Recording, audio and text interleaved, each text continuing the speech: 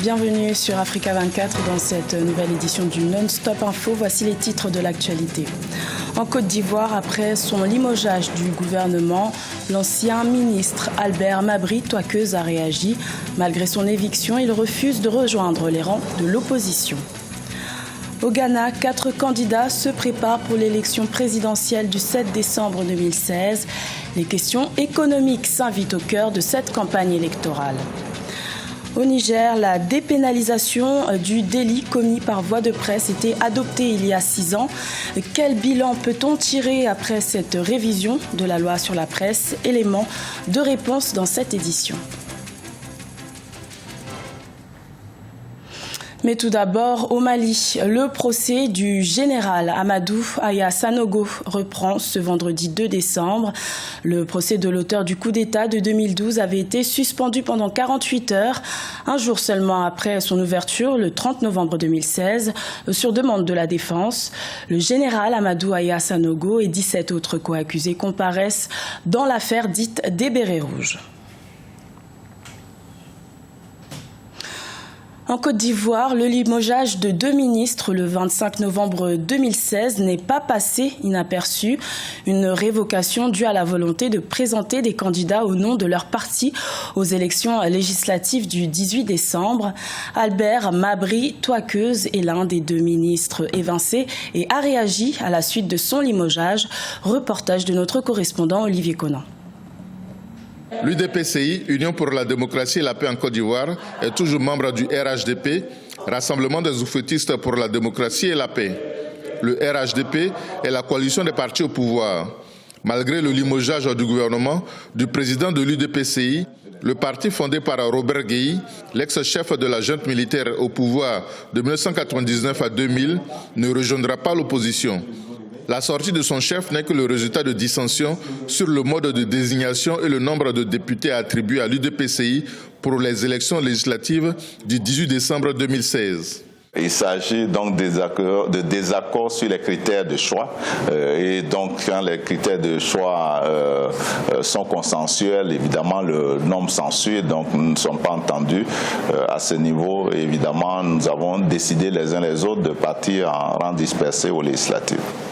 Albert Twakeuze Mabry est resté 13 ans au gouvernement sans discontinuer. Il a occupé le portefeuille de la santé, des transports, du plan, avant de conduire à partir de janvier 2016 la diplomatie ivoirienne. Il est satisfait de son bilan au gouvernement et compte capitaliser cela pour l'avenir. Je suis fier de la modeste contribution que j'ai pu apporter. Ils ont appris à me connaître, ils ont appris à travailler pour certains avec moi sur des dossiers importants qui engagent la vie de la nation. Et ils savent que je suis un homme de foi, d'engagement, de conviction, avec un amour profond pour la Côte d'Ivoire. C'est cela qui est important. L'UDPCI présente 23 candidats aux législatives dont son président Albert Twakeuze Mabry. Ce dernier a déjà affirmé son ambition d'être candidat à l'élection présidentielle de 2020 et souhaite obtenir le soutien du RHDP. Au Ghana, l'élection présidentielle est prévue pour le 7 décembre 2016. Les électeurs devront choisir entre 4 candidats en lice, parmi lesquels se trouve le président sortant, John Dramani Mahama. Entre croissance au ralenti et dépréciation de la devise nationale, l'économie sera au centre de cette campagne, comme nous l'explique Idlet Mirabel-Bissou.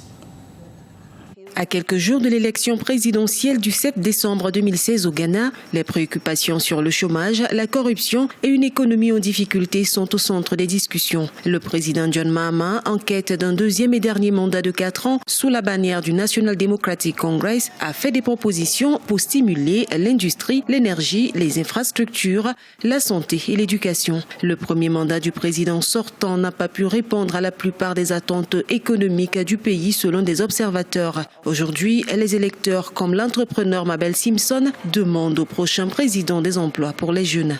Je pense que le Ghana cherche aussi un leader qui veillera à ce que les jeunes entreprises ou les entrepreneurs aient droit à certains remboursements d'impôts pour que nous puissions accroître l'économie et embaucher plus de gens. Son principal adversaire, Nana Akufo-Addo, candidat du New Democratic Party, reproche au président sortant de gaspiller la richesse accumulée par le pays depuis qu'il a commencé à produire du pétrole en 2010. Nana Akufo-Addo promet, s'il remporte les élections, mettre à la disposition de chaque circonscription l'équivalent d'$1 million par an pour alléger la pauvreté en installant des services de base. C'est assez étrange que je sois encore un peu indécise sur le choix de mon candidat parce que j'ai vu le NPP au pouvoir, j'ai vu également le NDC au pouvoir et chaque parti, chaque gouvernement a ses bons et mauvais côtés. Mais certainement le 7 décembre, je vais voter et je sais que je vais prendre la bonne décision. Le Ghana a perdu sa réputation en tant qu'étoile économique de l'Afrique.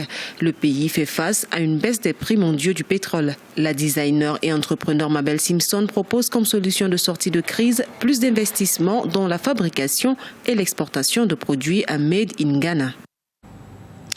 Au Niger, la 3e édition de la Journée nationale de la liberté de la presse a été célébrée le 30 novembre 2016, 6 ans après l'adoption de la dépénalisation du délit commis par voie de presse. Quel bilan les acteurs de ce secteur tirent-ils? Élément de réponse dans ce reportage de Sadou Alizé Mokhtar.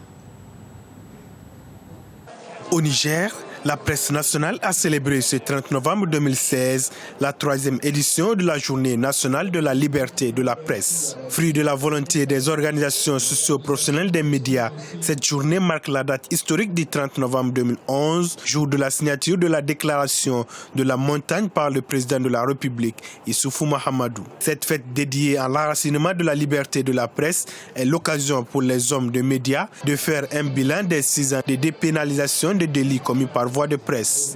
Un bilan jugé mitigé. Je pense qu'il y a eu trop de ratés au cours de 6 années et comme je l'avais dit, ce bilan, c'est que d'espoir dessus. Il y a eu beaucoup d'exactions, il y a eu beaucoup de brimades, il y a eu beaucoup de mécontents qui a été fait à l'endroit des journalistes et de l'exercice de leur métier. Ce qui me permet aujourd'hui, à juste titre, de dire que c'est vrai, il y a la dépénalisation dans les papiers, mais parfois on a connu en réalité des journalistes qui ont été gardés à vue.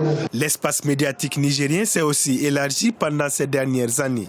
On compte une dizaine de chaînes de télévision, une centaine de titres de presse écrite et de radio, dont les communautaires, sans compter une presse en ligne foisonnante. Le Niger occupe la 52e place sur 180 pays au classement mondial 2016 de la liberté de la presse de Reporters sans frontières. Mais beaucoup reste à faire selon les observateurs. Franchement, vous avez entendu le bilan fait jusqu'à maintenant.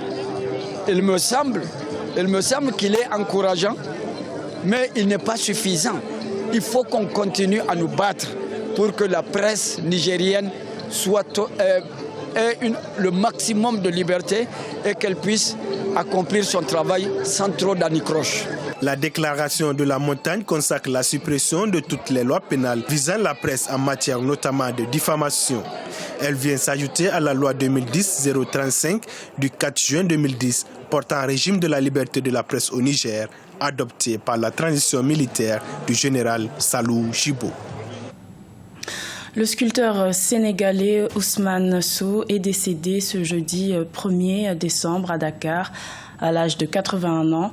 En 1999, une de ses expositions consacrées aux ethnies africaines avait séduit quelques 3 millions de visiteurs à Paris, en France.